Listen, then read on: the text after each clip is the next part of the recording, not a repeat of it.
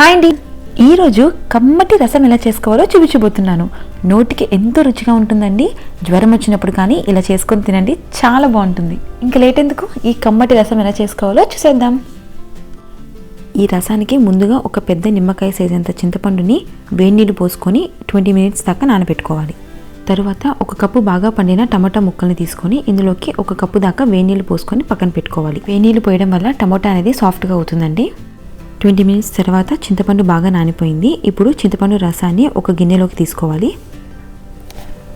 ఇందులోకి ముందుగా పక్కన పెట్టుకున్న టమాటా ముక్కల్ని, తర్వాత గుప్పెడు కొత్తిమీరని వేయండి. కొత్తిమీర ఎక్కువ ఉంటే టేస్ట్ బాగుంటుంది. ఇందులోకి 2 దంచిన వెల్లుల్లిని, 1 టేబుల్ స్పూన్ దాకా సాల్ట్ని వేసి టమాటా నుంచి రసమంతా వచ్చేంత వరకు బాగా పిండుకోవాలి. చూసారా, టమాటా నుండి రసమంతా వచ్చేసింది. ఇప్పుడు దీన్ని పక్కన పెట్టుకుందాం.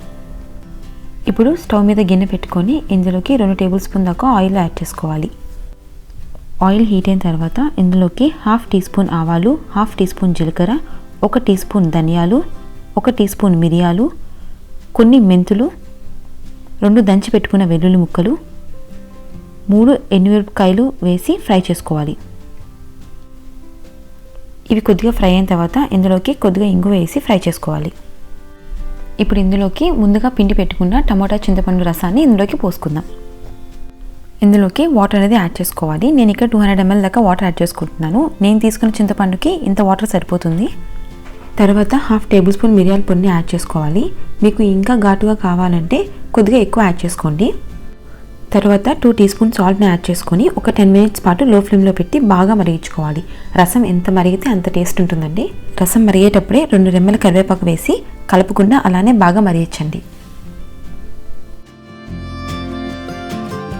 చూడండి, రసం బాగా మరిగిపోయింది. ఇప్పుడు స్టవ్ ఆఫ్ చేసి పక్కకు తీసుకుందాం. అంతే అండి, రసం పొడి కూడా అవసరం లేకుండా సింపుల్గా చాలా టేస్టీగా ఉండే రసం రెడీ అయిపోయింది. నేనైతే ఈ రసాన్ని వేడివేడిగా కప్పులో పోసుకొని తాగుతాను. కాలేజ్ టైంలో ఉన్నప్పుడు మా ఫ్రెండ్స్ మేమందరం కలిసి ఇలా తాగేవాళ్ళం. చాలా బాగుంటుంది. మీరు ఒకసారి ట్రై చేసి చూడండి.